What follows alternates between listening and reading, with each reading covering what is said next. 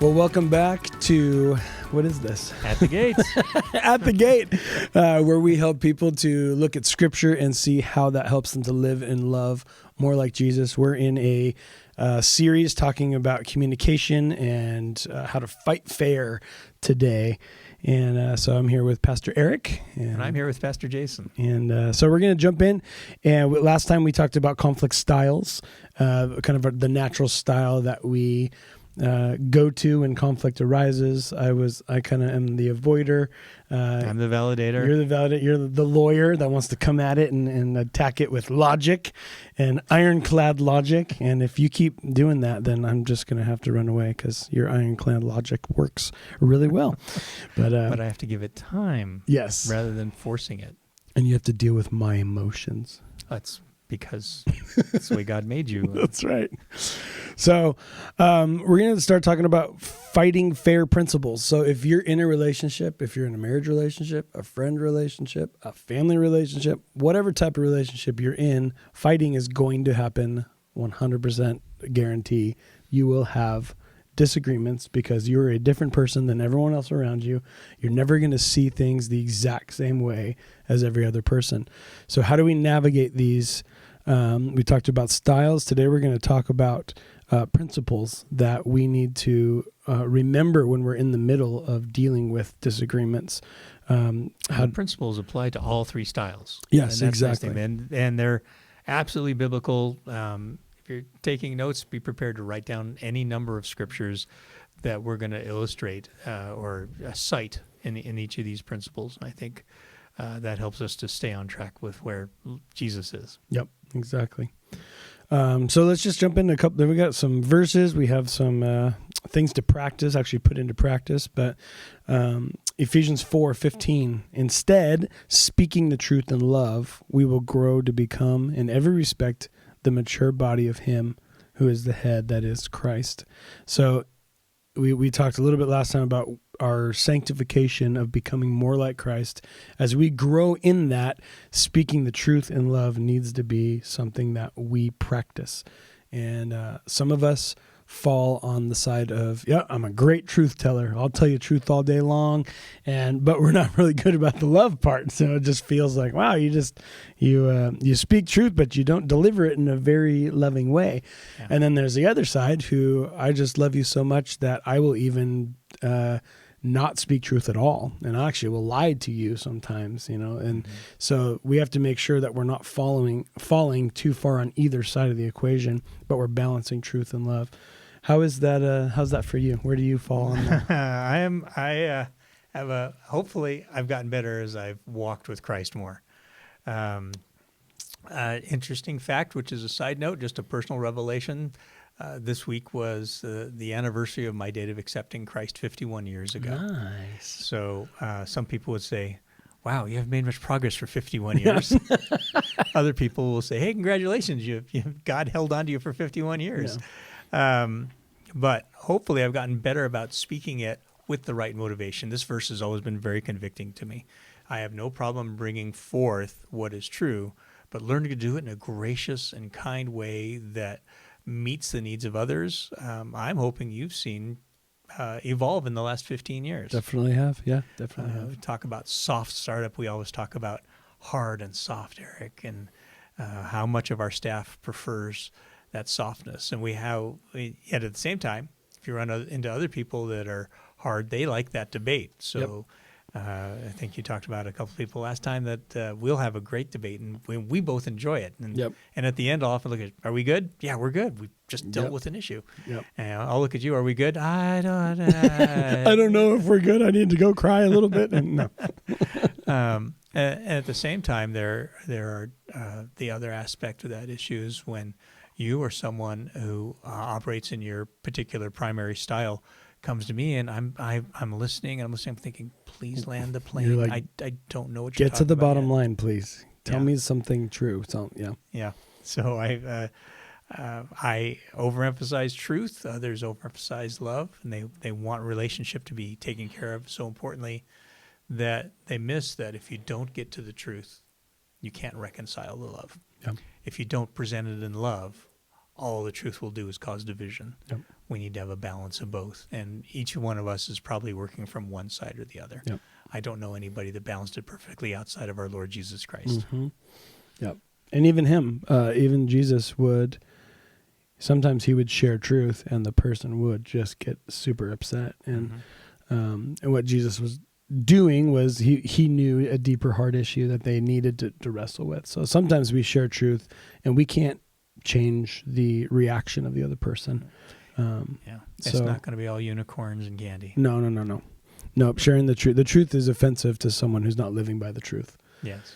And so we have to remember that, okay, the truth is already going to be offensive. So how is my delivery? Am I adding to the offensiveness because of my own emotion, my own anger, my own, so we got to be careful with that we're not being offensive just to be offensive, Right. Knowing that, no, I'm going to bring up this truth and it's probably going to hit them in a feels. It's going to hit them in the feels. It's going to hurt them. It's going to not be received well. So how can I do my best to make sure that I'm presenting it in love and then trusting God with their reaction? Yeah, I think you're exactly right. And the other side of the expectation for some folks is that if I present it well, everybody will be happy no matter what. And as you already said, sometimes that just doesn't happen. Yep. It doesn't matter how nicely you call me out of my sin. If you actually call me out, Yep. I'm probably going to be And that's reacted poorly. That's the thing with love is I'm doing what's best for you, right? I'm presenting this because I care about you and I want you to do better. A lot of times our motivation is I want to point this out, this truthful thing in you because it offended me and I want vindication for how you offended me. So I'm going to point out this truth in you. And so we got to really make sure that is love my motivation? Is compassion for you my motivation for bringing up this truth? Yeah. Or is it I'm trying to elevate myself above you and show you how much better I am? And so that's really the motivation of love is I'm doing what's best for you, not Right. what's best for me. Addressing this subject is incredibly important because I think that one of the points that we have to bring forward is that conflict is inevitable. It's simply inevitable, but we have a greater propensity towards it in certain situations. Often the acrostic HALT is used. Yep. And what does that stand for? HALT stands for hungry, angry, lonely, or tired. If you're feeling any of those things, it's probably a good time to take a break and address the issue later when you're not hungry, angry, lonely, or tired. So hungry, obviously, you guys understand what hangry is. When you're hungry, you're not on your best game. You know, you're gonna let things slip out of your mouth that you didn't mean. You're gonna let emotions get the best of you. Tired, same thing. Angry, same thing. And lonely. That's an interesting one too, because that's a feeling of helplessness, a feeling of being alone, and so addressing that issue first before you address the other issue might be a good place to start. Of just saying, hey, I feel alone in this. I feel, so validating the relationship that you have with that person first, and saying, are we together? I mean, are we together on this? Yes, we are. Okay, then building that trust and then dealing with the issue. But yeah, HALT. So take a break. Choose another time when you're not compromised by these other emotions and states of being. Yeah. Years into my marriage, I added a fifth letter. I added an S. Okay. And I just made it shalt. And I Shalt. said, it said, 11th commandment, you shalt have conflict. Because I realized there were times I came home with the beginnings of an illness, sickness. So if I'm sick, elevated fever, all these things that break down my defenses will lead me towards conflict as well. Sick, hungry, tired, angry, lonely. Okay, gotcha. Yeah, and that may or may not be helpful for some people was definitely important to me because I tend to power through sickness. And my wife will always tell me, "Are you sick?" I said, "I don't think so." She goes, "You're sick." You're sick. Let's handle this later. Are you talking about my emotional state or about my mental physical state? You're sick. So they occur, and we need to be on guard, and maybe we can even watch out for each other. Sure. Just by asking simple things like, "How are you today? How are you feeling?" somebody comes home from work and they seem all teed up and ready to argue. Are you hungry? Yeah. Yes. Okay. All right, well, let's sit down and eat. Why don't we talk about whatever you want right after dinner? Yep. Yeah, Heather, actually, my wife, she learned that very thing. When I come home, she would kind of sense and try to figure out, okay, where is he? Is he stressed out from work? Is he stressed out from the day? And because she would have something to share with me and she'd want to choose the right time. So she'd make sure, okay, we fed him dinner. We relaxed a little bit where we didn't talk about stressful things. And then later on, she'd go, how you feeling? And I go, yeah, good. Okay. Can we talk about something? And then I would check and go, yeah, I think I'm ready to talk about something. Yeah. And that's we've referred to it several times as a soft startup. When that comes straight out of Scripture as well. When we look carefully at the Scriptures at Proverbs 15:1, it says, a gentle answer turns away wrath, but a harsh word stirs up anger. Yeah. Whether that's the defensiveness versus acceptance thing that we've talked about earlier, or soft startup, that's an important biblical principle. Are we willing to just, do you mind if we talk for a moment? Yep. And rather than as soon as the guy walks in the door, oh, it's about time you're home. I've been here with the kids all day long, and it's, whoa, you put your guard up real quick. But yes, taking that time to be gentle. Yep, and to ask questions. I'm not sure I'm understanding where you're going. And there are times I'll say, I'm sorry, I just haven't, I don't get it yet. Well, why not? Well, because I don't. Can you give me some grace? I want to. Yeah. I want to meet your need. I want to deal with your issue. But I need some more understanding. You have maybe more information than I do. I would really appreciate that. So asking good questions, being soft when we start up. I want to talk about something hard. There's one of my favorite phrases to use with my wife is, I have something I want to talk to you. I've been thinking about it for a while, but I'm not sure I've got the kind enough words to bring it up. Can I share with you, and will you give me grace knowing this is about the issue and not about you? And as soon as my wife hears that, she goes, oh, okay, good. So you've stated that you really don't know how to articulate this well. That's fine. Why don't you share with what's on your heart? But that means I get to ask clarifying questions. Yep. Okay, fair enough. So there's some ground rules for us in that. That soft startup is really important. Yeah. And it comes out of a sense of a respect. Yeah. That's also a biblical principle, isn't it? Yes. And 1 Peter 2:17, show proper respect to everyone, love the family of believers, fear God, honor the emperor. So show proper respect to everyone is pretty interesting, because in our culture, we often think, well, as soon as you earn respect, or as soon as you act in a respectful way, then I'll give you respect. But this is a little different. This is showing respect whether you feel they believe it or whether they deserve it or not. Right. No name calling, no personal attacks, not automatically condemning someone just because they don't hold your similar views. Yep. I can be respectful. I had a next door neighbor that we were about as far apart politically as you can get. Absolutely opposite ends of the spectrum. Opposite ends of our spiritual lives. For me, as a follower of Christ, he was very honest in saying, I'm an atheist. I've stopped believing in God. And yet, he's one of the best neighbors I've ever had. Yeah. We had a relationship. He would do us favors. We'd do him favors. He and his wife were just wonderful to us. And so even our differences, we could have respect, call each other sir, ma'am. We're just polite to each other. And they deserve that, because whether they believe in God or not, they're children of God. Exactly. They're creations of God. They deserve my respect. If God respects them enough to create them, it means I need to respect them enough to honor that creation. That can be hard to do. Because especially in a marriage with, I've sat with many couples who, I will start loving him when or I'll start loving her when she respects me, or I will start respecting him when he loves me. We get in this cycle of, you acted unloving to me, therefore I will disrespect you. And then I feel disrespected, therefore I will act unloving to you. And then you go down this cycle of, and how do you get off of that cycle? Someone has to move first, and someone needs to show respect even when they feel unloved, and somebody needs to show love even when they feel disrespected. And so that's a hard thing for couples to get past. And oftentimes we'll be sitting and like, well, okay, we're on this crazy cycle of, love and respect and disrespect and unloving, and how do we get off of it? And I say, well, so somebody makes the first move, and the first move needs to be made by the person who sees themselves as the most spiritual.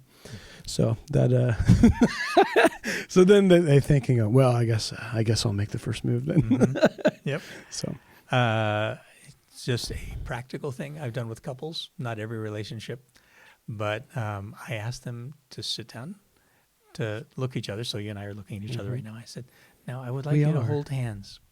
Okay. Hold hands.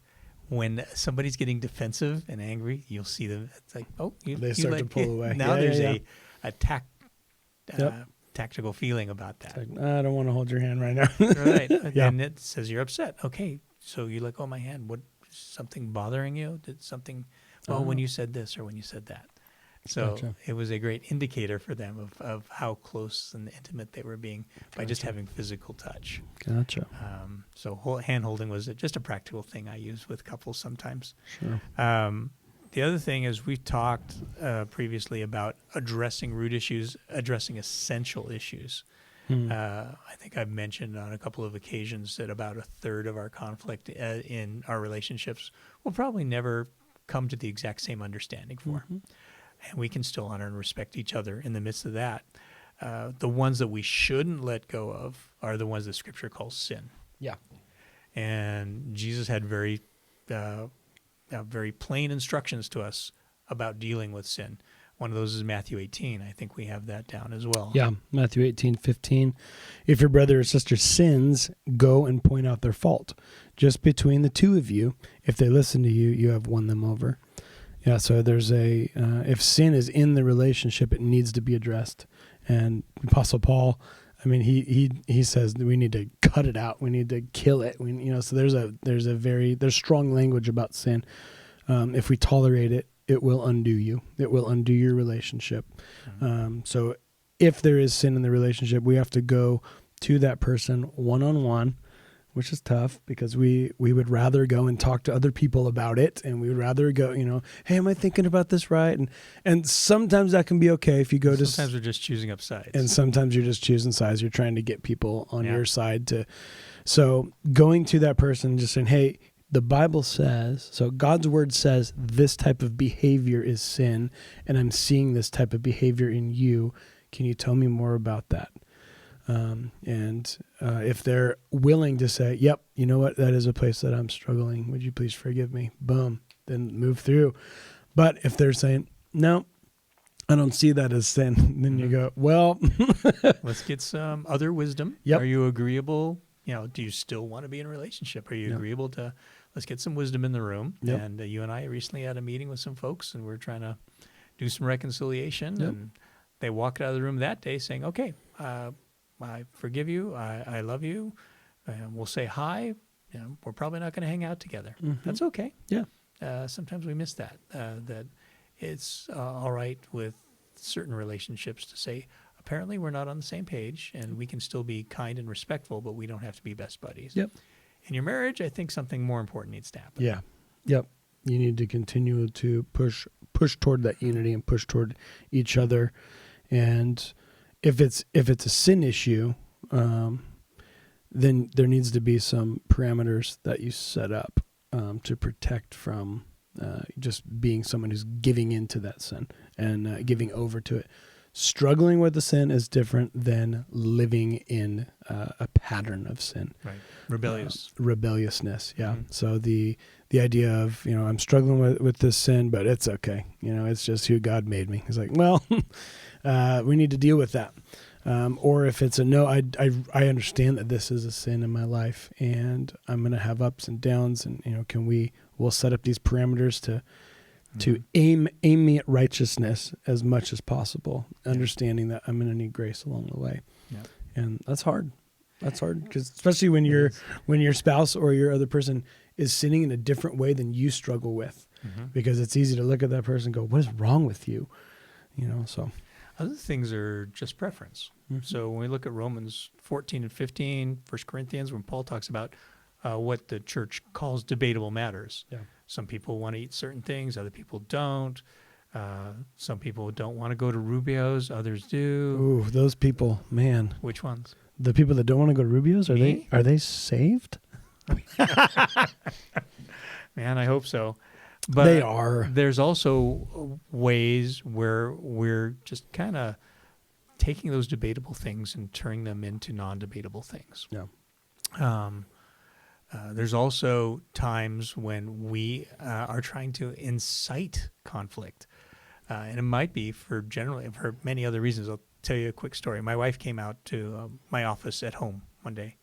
She walked in and she came in and said, well, yeah, and basically made an accusation, which was probably a justified one. And I was in the middle of my studying, and I turned to her, I said, you know what, I'm sorry, I got that wrong. And she goes, okay. And then she goes out, and a few minutes later, she comes back, and she's got a different issue. I don't understand the problem here. Okay, good, we can, okay, does this solution handle it? She goes, yeah. She left a little while later. She come back and she goes, she said a different issue? Different issue. I go, can I ask you a question? And I love my wife's honesty. I said, are you trying to pick a fight? She goes, I think I am. I just want to fight. I said, okay, is there something you're not telling me? She goes, well, and then out came the truth. We talk about speaking truthfully to one another. Yeah. And it says in Proverbs 16:29, which is a new verse for me, and as I prepared for this session, it says, a violent person entices their neighbor and leads them down a path that is not good. So when I have sensed that there's just something going wrong, there's probably some underlying issue that I should probably take time to explore. If I'm a good person, I'll say, Jason, it seems like you've been avoiding me lately. Are we okay? Yeah. And you might simply say, I've just been busy, man. I'm sorry. Or you might say, well, remember we had that discussion and it didn't sit right with me and I'm not comfortable talking about it just yet. I said, okay. Will we talk about it in the future, or is this going to be something that divides us? Because I don't want that. It's important that we don't entice each other into conflict. Yeah. Yeah, that goes, I mean, the verse about not exasperating your children to dads. You know, I fall in that all the time.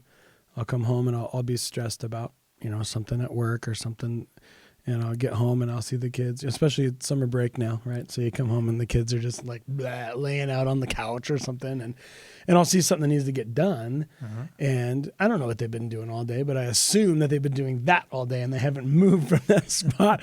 So I immediately go into this criticism of them, like, well, why haven't you done this? And where, and rather than stopping and what I would, if I wasn't stressed, I'd ask questions and, hey, have you been sitting in that position all day? So it's like, I can go and I'm picking a fight. I'm trying to pick a fight just to, usually underneath it is I feel stressed and I want to release this stress, and hey, here's a way I can do it. I can fight with my kids. So dads out there, I get it. We need to make sure that we're not taking out our stress on other people, though. My daughter Rachel, when she was very young, we talked about giving choices. Do you want this or that? And one day she was about 3. We didn't have our third child yet, and I said, "Hey, come on, sugar, we've got to go to the store and get some groceries." And she goes, I said, "Let's help get you dressed." She goes, "I want to dress myself." I said, "Sure, that'd be great." So she goes in the back, and just after a couple minutes, she comes out, and she's wearing a purple polka dotted top and striped pants. Okay. Which is today probably a fashion statement. It is. Back then, I thought a dad's going to take his child to the store, and they're going to see how the child's dressed, and they're going to think the dad's an idiot. Yeah. So I said, "Hey, great job getting dressed. Shoes in the right feet." I said, yeah. Let's go back and take a look at your options." And so I tried that very thing. I go, "So you got polka dots on the top and stripes at the bottom?" She goes, "Yeah." I said, They don't really match. Would you rather wear this shirt or this shirt?" She goes, "I don't want either of those shirts. I want this shirt." I said, "Okay." So I put those back. I said, "Would you rather wear these pants or these pants?" So that she goes, "I want to wear these pants." And I had to stop and look at it. And I could have exerted power, but it's not a sin issue. Yep. And I said, it was a style issue. "Okay, all right, well, let's go." And so we go to the store, and I'm just feeling whether there were or not eyes all over me from all these women at the store. And we get up to the counter, and sure enough, the lady goes, "Oh, I see Dad dressed us today." Oh. And I said, "No, actually, Rachel dressed herself today. I'm very proud of her." And she looked at me and goes, "Uh-huh." And I thought, Whoa. great. That didn't work out. Judgment. But I wasn't going to force an issue that wasn't a sin issue, Sure. and I wasn't going to be harsh and speak rashly to her. There's a number of things that happen in conflict where things go badly. They go awry. Mm-hmm. And you actually have a bit of a list around Yeah. things that you want people to keep in mind in the midst of that conflict whenever possible. Yeah. So what are some of those things that we want to remind folks of? So this is a time you'll want to, if you got a pencil and you want to make a list of things, but here's a couple. The first one is focus on one issue at a time, not many issues. Yeah. A lot of times what can happen is we start fighting, or we start this argument, and we get historical on each other, and we start to go, well, back in 2 months ago when you did, and you bring out all these other issues. It's good to say, wait, hold on. We're talking about this issue. This is the one we're gonna. So I understand those are other times we're gonna talk about that, but let's stick to one issue, and we'll deal with this first. They might want to even make a note. Yeah, make a note. We'll talk come back about to that that. later. Mm-hmm. But yes, one issue at a time. If you get too many issues, it's Now it's just conflated, and you don't resolve You don't any of them, resolve and now you've got another anything. historical issue to deal with. exactly. So one issue at a time. Focus on behavior. Don't attack character. Yeah. Okay. What is the behavior that I'm doing? Don't call them a slob. Don't call them if you were a real man, or no, don't deal with the behavior. And really what comes behind that too is not judging their motives, but dealing with facts. Yeah. So a lot of times we can judge the motive. Well, you did this because blank. And they'll go, no, that's not why I did that. And so we can jump to the motive of the other person rather than just dealing with the facts. Hey, it happens. I was walking through church, and especially on Sundays that I'm preaching, I have a lot of stuff going through my mind. I'm like, hey, this is what I'm going to say when I get up there.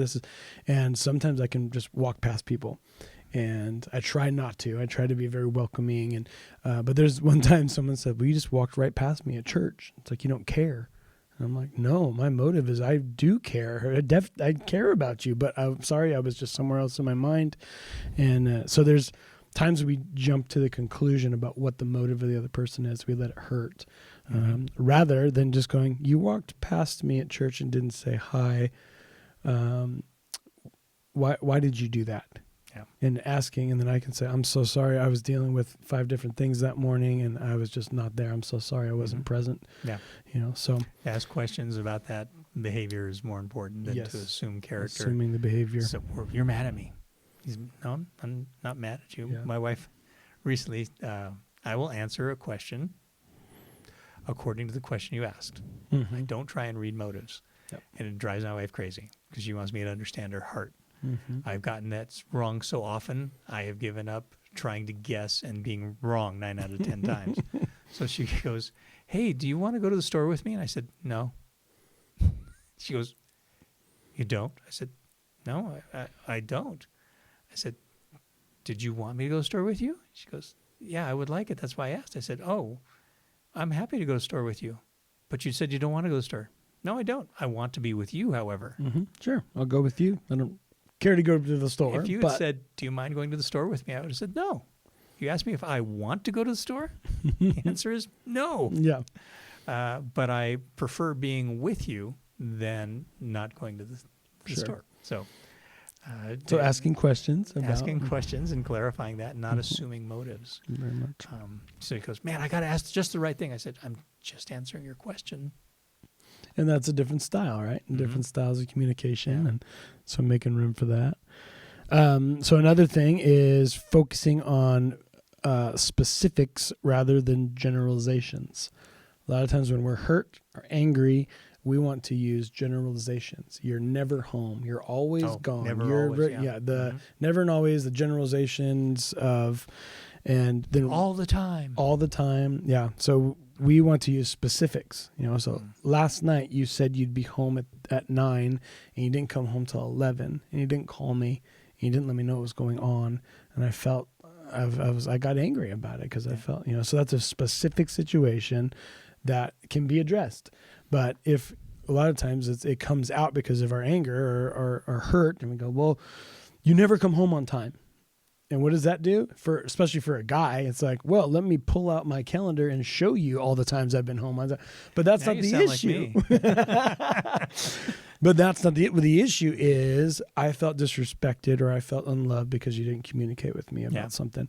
So you end up dealing with these other things. You're not dealing with the core issue. So use specifics, not generalizations. And be honest and kind. For instance, I'm not one of those great people at keeping people informed as to where I am. So Tammy would say, hey, when you take this trip, will you call me when you land safely? Or will you text me? I said, I'll try. Yeah. And there are times I end up several hours later, I'm sorry, I forgot. Yes, I'm here safely. She'll say thank you. And she knows that it's not my predisposition, but I'm trying to honor her. She gives me credit for the honor, even if it's not well executed. Not perfect, sure. So last two I want to bring up. First, or this one is use I statements and avoid you statements. So, and that is because of how you statements can come across. You automatically there's a finger point. It's very defensive. It's like, whoa, what? So I statements. So if you didn't text me when you landed, or you can change that to I felt unloved or I felt forgotten when you didn't text me when you landed. So it puts it back on you and how you felt and the offense rather than you. And I assume your motive by what you did. So using I statements. I felt disrespected because you didn't text me when you said you would. Yep. Which is why I'm careful to say I will try. Yes, I'm trying to do that. Because I don't want to hurt her. I don't want to do those things. And that I statement thing is really important. But make it a real a genuine I statement. Some people engage in false I statements. Well, I feel that when you do this, you're... so they start off with I, but then they completely lose the whole technique behind it, which is owning your part and describing behaviorally what caused your feelings. And the other person now has the opportunity to address your feelings and to show you honor and respect. And when you show someone, not just, I got angry when you, it's like, okay, well, why are you angry about that? What, you got to get underneath the anger part of it. What was it? How were you disrespected? How were you hurt? How did you feel unloved? So the vulnerable part. Sure. And that's what I statements do, is help you to get to the vulnerable part. Because if you come to me and you're just, I'm angry about this, you did this. I'm like, oh, I'm sorry that you're angry. I don't know why. But if you come and say, hey, I really felt slighted when, I felt disrespected when you did this, I can go, oh, wow, that was not my intention at all. Tell me more about that. How, it gets to the issue, to the actual issue quicker when we do that. I think all these things need to come with the right motivation. Did you have anything else on your list? Yeah, one more. Focus on gaining understanding rather than who's winning or losing in the argument. So your number one goal is to get to where you understand the other side of the argument, so that you can address it. Not when we listen, we often listen to get ammunition so we can fire back and win. But no, that is not, the Bible says we need to live with our wives in an understanding way. We need to be understanding with one another. And conflict is a wonderful avenue of gaining understanding. So asking clarifying questions, making summarizing statements about what the other person's saying, and really getting to where we go, do I understand the issue now? And yeah, you do. Okay, cool. Now how do we move forward? I think that's exactly what James was trying to communicate in chapter 1, verse 9, when he said, be quick to listen. Let that be your first. Be quick to listen.